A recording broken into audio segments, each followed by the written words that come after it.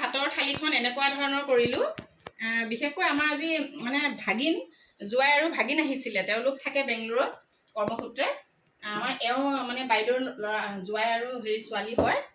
তেওঁলোকক অহাৰ বাবে আজি কি কৰিলোঁ, এটা মানে সৰুকৈ আৰু এটা মানে লাঞ্চ আমি ঠিক কৰিলোঁ। দুপৰীয়া লাঞ্চৰ আমাৰ থালিখন এনেকুৱা ধৰণৰ,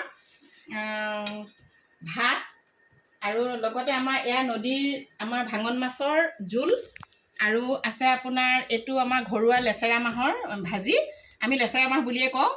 আৰু এইটো হৈছে ৰঙা মৰিচা শাকৰ ভাজি, এইটো হৈছে পুঠি মাছৰ ফ্ৰাই, সেইটো হৈছে ভেন্দি আৰু বেচনৰ ফ্ৰাই, এইটো পটল ফ্ৰাই, সেইটো হৈছে লোকেল চিকেন আৰু পাপৰ লগতে দালি।